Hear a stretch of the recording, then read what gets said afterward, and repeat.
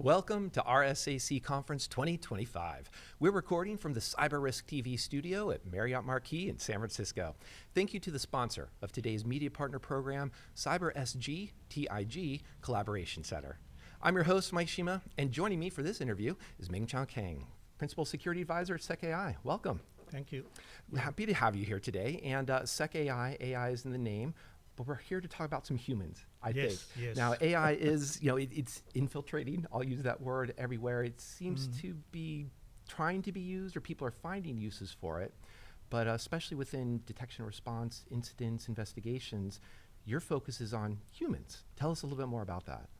Yeah, our focus on SecAI is really about how to help the human part, right? Especially folks who work in the security operations centers, in the investigation in incident response area. Detections and response can be automated quite a bit using AI because there are huge amount of data that are available for AI to learn, and based on it to synthesize and then provide the response that are required to provide the alerts, that kind of things. But when it comes to investigation, then it tends to be very contextualized, right? It has to align with the business environment and the IT infrastructure involved. And in this kind of contextual situation, it is not as easy for AI to actually learn upfront, because if the AI has not seen an incident before, it don't know how it looks like, so it cannot respond. It cannot actually investigate. It can based on past incident to detect and respond, but investigation will be hard. And that's where we comes in the SecAI investigation, in investigator service and products, is basically to help the investigator to be able to investigate more effectively in a shorter time frame altogether. Yeah, I think that idea of being more efficient, shorter time frames is very appealing to CISOs, because none of that, we take your security seriously, is that phrase they don't ever want to have to start topping for that public blog post. But in order to avoid that blog post, CISOs have budgets, but they have to spend it well. And there's maybe a general appeal that AI could replace humans, but that's not what we're talking about. When CISOs are under budget constraints, how can they approach AIs are helpful, but AI isn't misleading us, or it's not taken away from that human and context we need for investigations? Yeah, so when it comes to these budget constraints, this kind of limitation and challenges and pressure that the CISO faces, I think one of the outcome could be the CISO will start to limit the number of incidents they can investigate. They will look at how to reprioritize some of this work, so then they can reduce the resource requirement. And typically, when we come to investigation, triaging alone manually will take about maybe 6 hours or more to triage a single critical events, right? And in order to, and what SecAI investigator do is to really be able to speed up that whole process. In the current version itself, it is already able to reduce the investigation time by 70%. And in the new updates that we are announcing in this conference, it is going to introduce new capabilities like the memory-based learning, which can look at past incidents and learn from them very quickly. Right, so you get more real-time updates in terms of knowledge about past incidents, and it has this multi-agents, multi-step reasoning capabilities, right? Where it can actually look at several incidents that are ongoing at the same time, and then connect the fragments to identify what are the related clues to help in the investigation itself. Right. So this would actually help to provide better, more accurate results.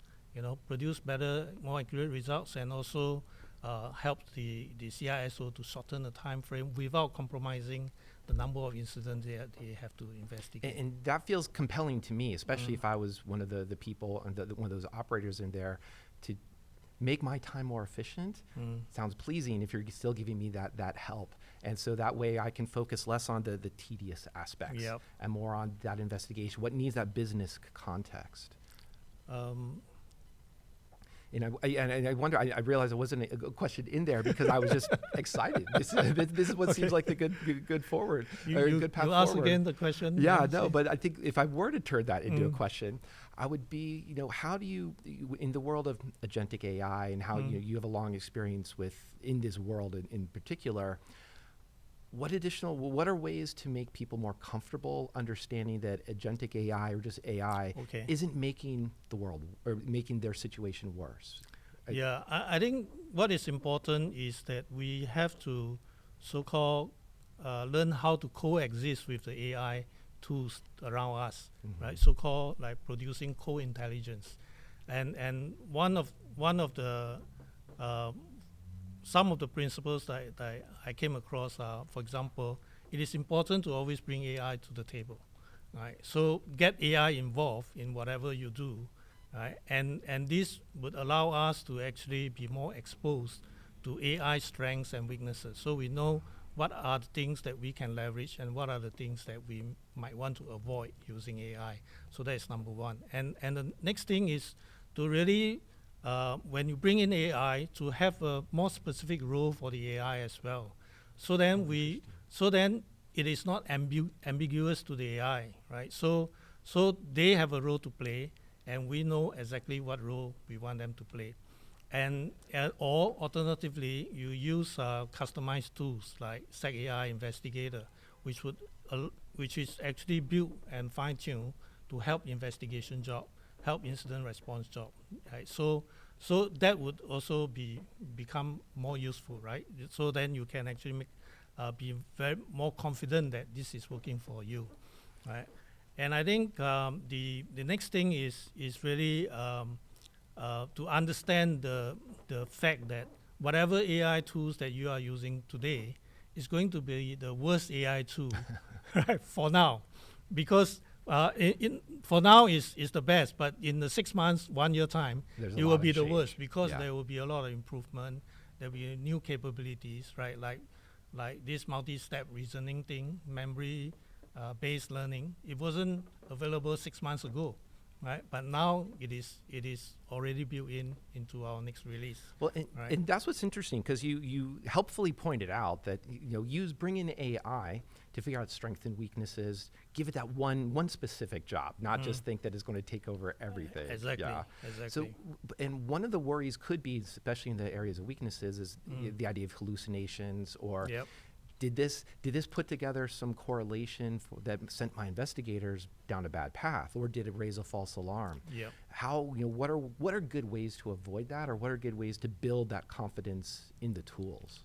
I think this requires actually when we design the AI system, especially when it comes to agentic AI itself, we have to be very mindful about the new threats that it may bring in together with this new implementation. Like AI agent in particular could have more privileges, and they would need access to system as well.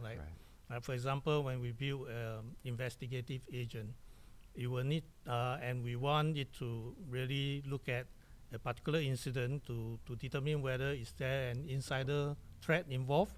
Then you will need access to the HR database, for example, or Active Directory, to be able to map out what kind of device information is used, profile is used by which individual, that kind of thing. So you will have access to personal data, sensitive data. You will have access to system infrastructure, that kind of thing. So how do we design a system that is secure enough to be able to protect all these critical credentials and privileges become even more important to actually prevent this kind of problem happening of additional compromise of account. And that probably isn't really necessarily a new concern because of AI, right? Because we've had human insider threats, but even before AI LLMs, we had just tools that had a lot of privilege. So these are tools now, and we could call them the LLM insider threat or the AI insider threat just because they have a lot of privileges. So it doesn't sound like that's new.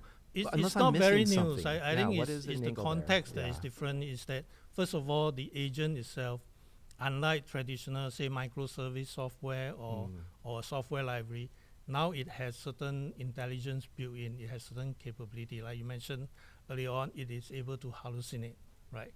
When it's given a task, when it cannot find the answer, maybe it will try to make up the answer. That can be dangerous, right? And then the other aspect will be like agent-to-agent communication. So you might be protecting an agent itself, and what happens is that when it starts to communicate with another agent, it might start to leak data, or or give privileges, or use its privileges because of certain command issued by another agent, right? Yeah. And that's where will need secure communication protocol, right? To have agent to agent authentication, for example, before you execute any task, right? There's some form of validation that needs to go on, right? Before any flow of information or commands. And that's point out. A CISO never wants to have their security tooling increase their attack surface. And what you described does sound like some different things that AI does introduce, and those data leaks, et cetera. So, what would be some good advice that you would have for the CISOs to, not be worried or have confidence that this is ultimately helping? This is within your budget, even better, and it's not increasing your attack surface. What are good ways to think about this? I think using this kind of purpose-built tools like SecAI Investigator would be important, right? Because when we design this kind of tools and develop it, we take into consideration the kind of threat model involved in the use scenario itself. So then, when you apply this technology in your environment, at least you are assured that up to a certain extent, some of these known threats or the threats that we have determined are already addressed in the software itself, right? That would reduce the kind of surface area in a big proportion, right? Compared to you have to do everything from scratch. Yeah, and I love hearing that you're already threat modeling just what are our agents potentially doing. And I want to use that to turn maybe a little bit towards the future, because you already pointed out, all the LLMs we have today are going to be the worst ones because they may get better. And there's in the world of cryptography, there's a concept of attacks are only going to get better, right? Yeah. So what does the future look like? Yeah, I think one of the things that I learned while I worked in Amazon was that instead of looking what are the things that was going to change, it is actually more important to look at what are the things that are not going to change in the future, right? So it is very obvious that if we think about it that way, then we will know that cyber threats is not going to change. There will be more cyber threats going on. Technology will introduce new vulnerabilities that we talk about, the agentic AI vulnerabilities, the kind of threats that you will bring about, right? And there will be new exploit to exploit those new vulnerabilities. So threat actors will continue to have things that they can work on to execute on their targets, right? So in this context, right, then it means that we have to continue to be diligent.